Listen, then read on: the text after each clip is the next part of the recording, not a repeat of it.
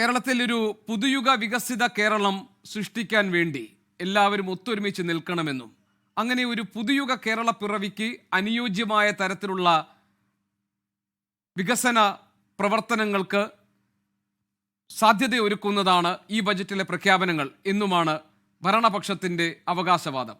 ഈ ബജറ്റിൽ ഏറ്റവും സവിശേഷമായി എടുത്തു പറയേണ്ടത് എന്താണെന്നാണ് അഡ്വക്കേറ്റ് അബിൻ വർക്കി, ഭരണപക്ഷത്തു നിന്നുള്ള MLA എന്ന നിലയിൽ താങ്കൾ കാണുന്നത്? ഒന്നാമത്തെ കാര്യം, ഇത് ഒരു പുതുയുഗ ബഡ്ജറ്റാണ്. പുതുയുഗ ബഡ്ജറ്റ് എന്ന് പറയുമ്പോൾ ബഹുമാനപ്പെട്ട മുഖ്യമന്ത്രി തന്നെ ഇന്ന് പ്രഖ്യാപിച്ചതുപോലെ തന്നെ ഇത് തൊഴിൽ ജനറേറ്റ് ചെയ്യുന്ന എംപ്ലോയ്മെൻറ്റ് ജനറേഷൻ വളരെ നന്നായി നടക്കാൻ പോകുന്ന ഒരു ബഡ്ജറ്റാണ്. കേരളത്തിൽ ഉടനീളം നമ്മൾ കഴിഞ്ഞ കാലഘട്ടങ്ങളിലെ ബഡ്ജറ്റുകൾ പരിശോധിച്ചാൽ നമ്മൾ എംപ്ലോയ്മെൻറ്റ് ജനറേഷന് ഊന്നൽ കൊടുക്കാതെയാണ് പല ബഡ്ജറ്റുകളും മുന്നോട്ട് വന്നിട്ടുള്ളത്. പുതിയ മേഖലകളിലെ സാധ്യതകൾ എക്സ്പ്ലോർ ചെയ്യാൻ പല ബഡ്ജറ്റുകൾക്കോ അല്ലെങ്കിൽ പല സർക്കാരുകൾക്കോ സാധിച്ചിട്ടില്ല. അങ്ങനെ പുതിയ മേഖലകളെ എക്സ്പ്ലോർ ചെയ്തുകൊണ്ട്, പുതിയ എംപ്ലോയ്മെന്റ് ജനറേറ്റ് ചെയ്തുകൊണ്ട്, പുതിയ റവന്യൂ ഇവിടെ ഉണ്ടാക്കിക്കൊണ്ട് അതിൽ നിന്ന് ഒരു നികുതി വരുമാനം എടുത്തുകൊണ്ട് സംസ്ഥാനത്തും സംസ്ഥാനത്തെ ജനങ്ങൾക്കും ഗുണപ്രദമാകുന്ന ഒരു ബഡ്ജറ്റാണ് ഈ ബഡ്ജറ്റ്. ഇതിപ്പോൾ നമുക്കറിയാം, ഇത് കഴിഞ്ഞ ഈ ഫിനാൻഷ്യൽ ഇയറിലെ ബഡ്ജറ്റിന്റെ ചെറിയ ആഡ് ഓൺ മാത്രമാണ് ഈ ബഡ്ജറ്റ്.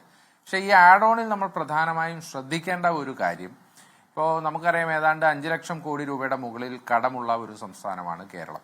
കേരളത്തിന്റെ കടമെടുപ്പ് തോത് എത്രമാത്രമാണ് എന്നുള്ളതും നമുക്കറിയാം. ഇപ്പോൾ കഴിഞ്ഞ തവണത്തെ ബഡ്ജറ്റിൽ ചില പൊടിക്കൈകൾ പ്രയോഗിച്ചുകൊണ്ടാണ് ബഹുമാനപ്പെട്ട ശ്രീ KN ബാലഗോപാൽ ബഡ്ജറ്റ് അവതരിപ്പിച്ചിരുന്നത്.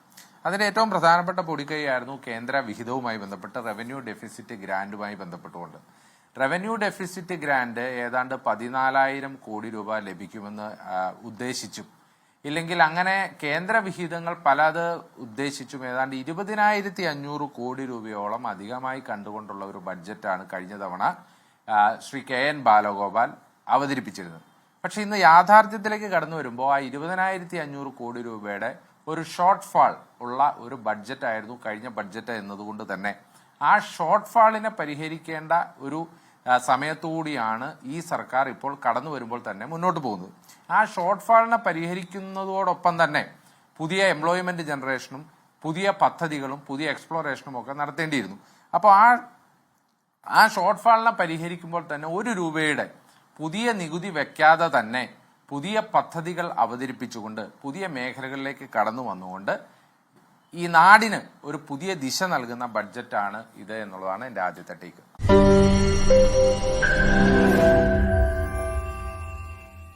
ലോകത്തെവിടെയായാലും ഏത് സമയത്തും 24 വാർത്തകളും ഓഗ്മെന്റഡ് റിയാലിറ്റി പാക്കേജുകളും എക്സ്പ്ലെയിനറുകളും വിശദമായി കാണാൻ ഞങ്ങളുടെ YouTube ചാനൽ നിങ്ങൾക്ക് സബ്സ്ക്രൈബ് ചെയ്യാം.